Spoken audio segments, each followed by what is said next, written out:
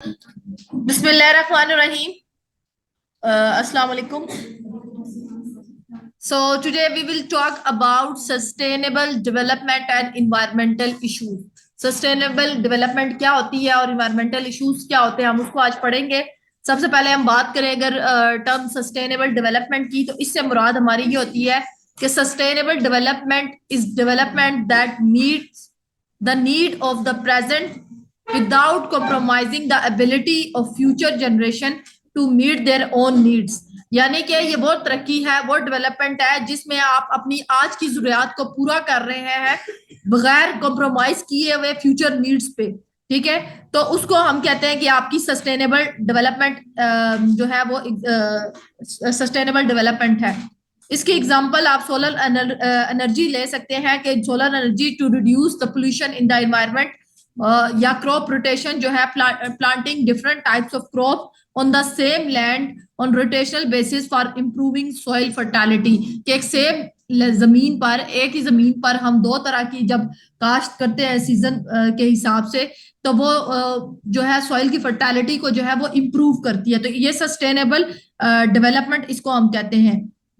Sustainable development जो है basically ये बेस्ड करता है 3 फंडामेंटल पिलर्स के ऊपर, जिसमें आपके सोशल यानी कि माशी, इकोनॉमिक या जो है और इन्वायरमेंटल, ये 3 फैक्टर्स फंडामेंटल पिलर्स होते हैं जो मिलके सस्टेनेबल डेवलपमेंट जो है उसको करते हैं। उसके बाद जो फोर्थ फैक्टर होता है, ये 3 मेन फैक्टर्स होते हैं। फोर्थ फैक्टर जो होता है वो ह्यूमन सस्टेनेबिलिटी जो है उसको कहते हैं, which aim to maintain and improve the human capital in society.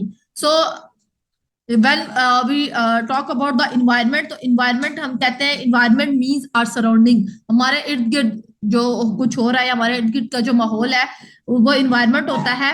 at the most basic level it refers to our home, कि अगर हम बहुत इनिशियल लेवल पे, बहुत स्टार्ट की फेज में बात करें, तो इन्वायरमेंट माहौल से मुराद हमारा घर है, आर कम्युनिटी हमारा माशरा है, आर वर्क प्लेस हमारे काम करने की जगह है, एंड अवर वर्ल्ड और हमारी दुनिया है। The term environment also refers to all the living and non-living things that affect the life of an individual organism or population। तो environment से मुराद जानदार और गैर जानदार जो चीजें हैं, ठीक है, जो आपकी लाइफ को अफेक्ट करती है, इंडिविजुअल की लाइफ को भी अफेक्ट करती है, किसी जानदार चीज को, ऑर्गेनिज्म को या पॉपुलेशन को अफेक्ट करती है, तो या इन्फ्लुएंस करती है, तो वो इन्वायरमेंट यानी माहौल कहलाती है। हमारे पास इन्वायरमेंट के अंदर नेचुरल और सोशल सराउंडिंग कुछ कंडीशंस जो है वो होती हैं। So in this chapter we will talk about we will conceptualise the physical and social environment. ये टाइप्स ऑफ, हमारे पास 2 टाइप्स ऑफ इन्वायरमेंट है, physical and social environment. Physical को जो है वो हम नेचुरल इन्वायरमेंट भी कहते हैं, जिसके अंदर आप एटमोस्फेयर को, हाइड्रोस्फेयर को, लिथोस्फेयर को, बायोस्फेयर की बात करते हैं। ठीक है, और दूसरा हमारे पास जो होती है वो है आपका social environment. Learn the impact of social environment on physical environment, की सोशल इन्वायरमेंट जो है हमारा वो किस तरीके से हमारे नेचुरल इन्वायरमेंट को अफेक्ट कर रहा है। comprehend the concept of sustainable development and its impact on improving life quality। Understand women's role in using and conserving environmental resources। So understanding the environment, so as we already talk about that, we have 2 types of environment, natural or physical, and the second is social environment। Natural environment के अंदर हमारे पास atmosphere आ जाता है। ठीक है, ये natural environment के 4 parts है, एटमोस्फेयर है, हाइड्रोस्फेयर है, और लिथोस्फेयर है, और बायोस्फेयर है। एटमोस्फेयर कहते हैं हम मिक्सचर ऑफ गैसेस को सराउंडिंग द अर्थ। ठीक है, कि गैसेस का कॉम्बिनेशन जो है उसको, जो जमीन के इर्द गिर्द है, उसको कहते हैं, जैसे ऑक्सीजन है और कार्बन डाइऑक्साइड है। ऑक्सीजन हम इनहेल करते हैं और कार्बन डाइऑक्साइड क्या करते हैं, एक्सहेल करते हैं।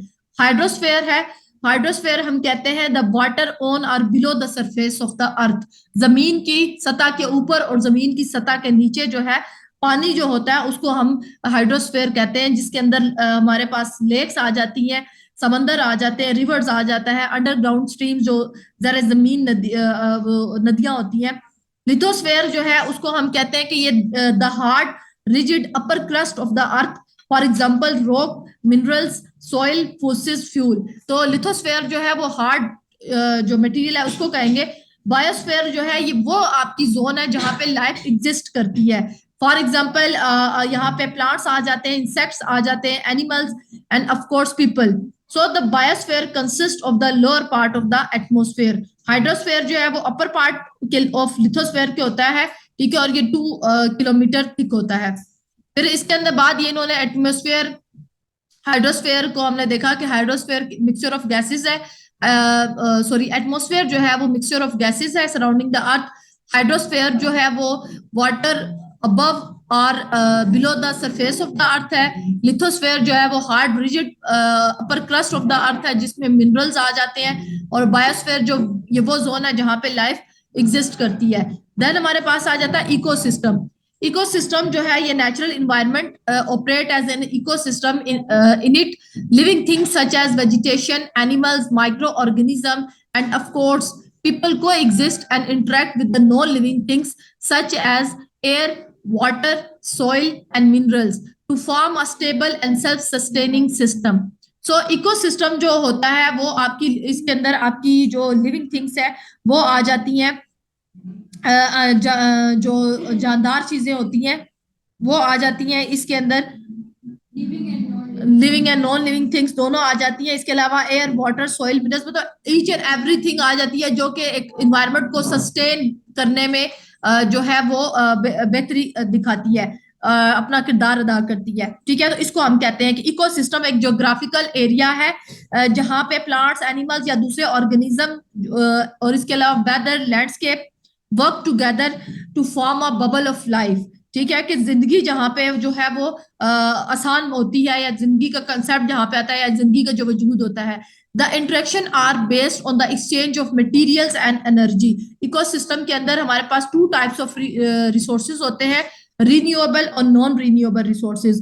रिन्यूएबल रिसोर्सेज जो है वो any natural resources as wood और solar energy that can be replenished naturally with the passage of time, उसको रिन्यूएबल एनर्जी कहते हैं, जो कि जिसको दोबारा आप यूज कर सकते हैं, ठीक है, दोबारा उसे जदीद किया जा सकता है, रेनोवेशन की जा सकती है। नॉन रिन्यूएबल एनर्जी ये नेचुरल रिसोर्स है that can not be produce, दोबारा ये प्रोड्यूस नहीं हो सकता, ना तो दोबारा इसकी ग्रोथ हो सकती है, या ये रीजनरेट हो सकता है, या ये रीयूज हो सकता है on a scale which can sustain it's consumption rate, कि वो अपनी लिमिट तक अगर उसको आपने कंजप्ट कर लिया तो दोबारा उसको आप यूज नहीं कर सकते। सो अगर हम ओवरव्यू ले इन्वायरमेंटल प्रॉब्लम्स का तो उसमें हमारे पास आ जाती है ग्रीन हाउस इफेक्ट आ जाता है, ग्लोबल वार्मिंग आ जाती है, ओजोन डिस्ट्रक्शन आ जाती है, सिंथेटिक पेस्टिसाइड्स आ जाता है, रेडिएशन आ जाती है। ग्रीन हाउस इफेक्ट जो है basically is a term used to describe the role the atmosphere play in warming the earth surface. तो ग्रीन हाउस जो है ये अपना रोल किस तरह माहौल के अंदर होता है या जमीन पे एटमोस्फेयर को किस तरीके से अफेक्ट करती है। देन ग्लोबल वार्मिंग आ जाती है जिससे अर्थ का टेम्परेचर जो है वो इंक्रीज होता है। ओजोन डिस्ट्रक्शन जो है वो एक आती है। Scientist began to find that human activity was having a detrimental effect on the global ozone layer, a region of the atmosphere that protects the earth from the sun harmful ultraviolet rays. So without this the layers which is about 40 kilometer thick, no life could survive on the planet. फिर synthetic pesticide है, ये environment के जो side effects हैं उनसे combat करते हैं। इसके अलावा रेडिएशन है, powerful plant always release some amount of radio active waste into the air and water. So, but the main danger is the possibility of nuclear accident in which massive amounts of radiation are released in the environment. और फिर इसकी radiation जो है उस ये वो चीजें हैं, शुबा है, जब आप साइंटिस्ट पैक करते हैं तो वो फार्मूलाज करते हैं या मिसाइल्स वगैरह होते हैं तो वो पे या पानी में करते हैं या खुले मैदान में करते हैं, तो उसकी वजह से जो है वो, जैसे नागासाकी के बारे में अगर आपने कभी सुना हो, कितने बड़े पैमाने पे जो है वो तबाही हुई थी वो मिसाइल से। 9/11 का इंसिडेंट देख लें, हाँ, जापान के अंदर हुई थी Naga. The social environment the social environment basically consists of a system that group of people have organized to satisfy their needs. Social environment जो आपका माशी माहौल है वो मुश्तमिल होता है एक ऐसे निज़ाम के ऊपर जहाँ पे कुछ लोग मिलकर काम करते हैं ताकि अपनी रोजमर्रा की जरूरियात को सेटिस्फाई कर सकें. It includes all skills, all man-made structure, all means of agriculture and industrial production, all tools, all means of transportation and communication and social activities. तो इसके अंदर तमाम जो skills है, फनी है, गैर फनी है, ठीक है, महारत है, या आप कह लें मैन मेड स्ट्रक्चर जो इंसान ने ह्यूमन ने बनाया हुआ है, ज़रात है, इंडस्ट्रीज हैं, कारखाने वगैरह हैं, टूल्स आलात जो यूज होते हैं, तमाम तरह की ट्रांसपोर्ट जो है वो इसके अंदर, कम्युनिकेशन या सोशल एक्टिविटीज जो है वो सारी इसके अंदर आ जाती है. Therefore when we speak of the social environment we generally think of such thing as families, religion and values, law, education, economic and politics. तो इसीलिए जब हम इन्वायरमेंट की बात करते हैं तो उसमें हम मजहब के बारे में बात करते हैं, अपनी अखलाकी कदरों के बारे में बात करते हैं, अपने माशरे के कानून के बारे में बात करते हैं, तालीम के बारे में बात करते हैं, मुआशी निज़ाम के बारे में बात करते हैं और सियासत के बारे में बात करते हैं. So what ever happen in are social environment affect the physical environment. तो जो कुछ हमारे माशी माहौल में हो रहा है वो हमारे नेचुरल इन्वायरमेंट को अफेक्ट कर रहा है. तो ये वन वे रिलेशनशिप नहीं है. जैसे इंडिविजुअल हम ये जो जलजले आते हैं, सैलाब आता है, तो ये हम नेचुरल इन्वायरमेंट, सोशल इन्वायरमेंट है ना, जो नेचुरल इन्वायरमेंट को अफेक्ट करता है, तो इन कंसिक्वेंसेज या एज अ रिजल्ट वो फिर डिस्ट्रक्शन जो है वो आती है. काजेज ऑफ इन्वायरमेंटल डिग्रेडेशन में हमारे पास वैल्यू सिस्टम आ जाता है, लेजिस्लेशन आ जाती है, पॉपुलेशन ग्रोथ आ जाती है. जब हम वैल्यू सिस्टम या द इन्वायरमेंट की बात करते हैं तो ट्रेडिशनल वैल्यू सिस्टम जो है, some societies do not destroy or deplete the resources in their natural environment.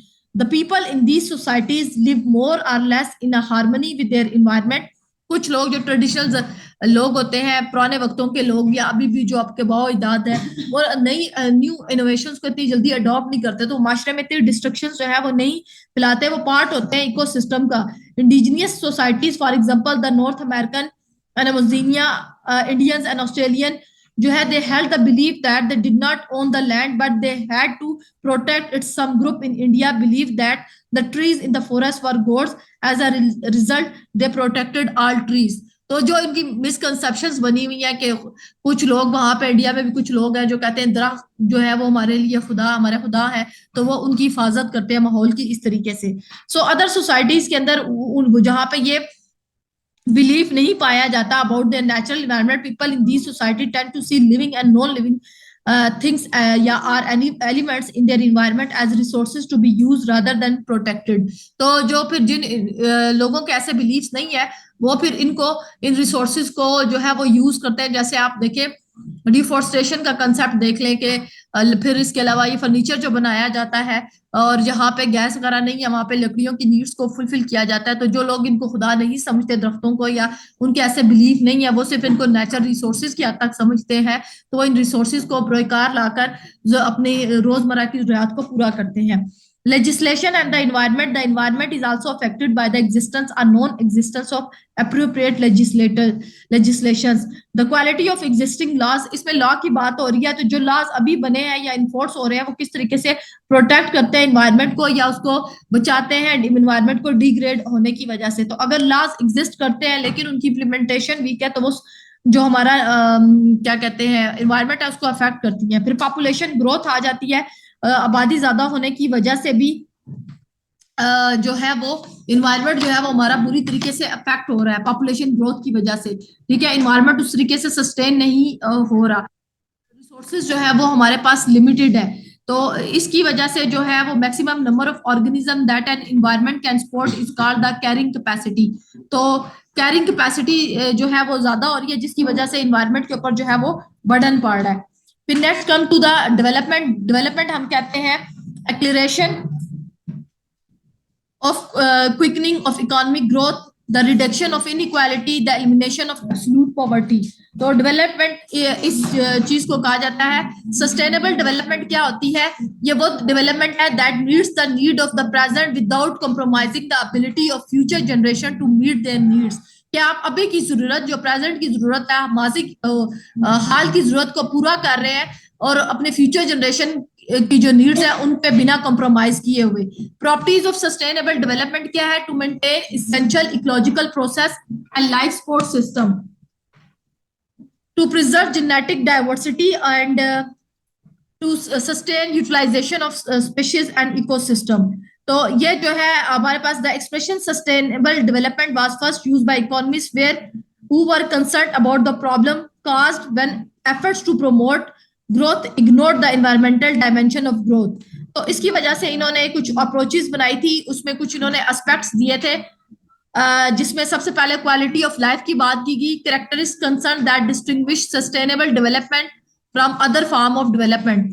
सबसे पहले उन्होंने क्वालिटी ऑफ लाइफ की बात की कि क्वालिटी ऑफ लाइफ तब होती है जब आपकी तमाम नीड्स जो है वो फुलफिल हो रही हैं, ठीक है, without compromising the future needs. तो आपकी सारी आप एक अच्छी जिंदगी, आपके पास मेडिकल फैसिलिटीज है, आप अच्छा खा रहे हैं, न्यूट्रिशन डाइट है, आपके पास रहने को मकान है, ठीक है, तो आपकी बेसिक नीड्स फुलफिल हो रही है, तो इसका मतलब है आप क्वालिटी लाइफ जो है वो गुजार रहे हैं। सोशल इक्विटी है, इसके अंदर हम respect for regional, national, local, ethnic and cultural diversity की बात करेंगे।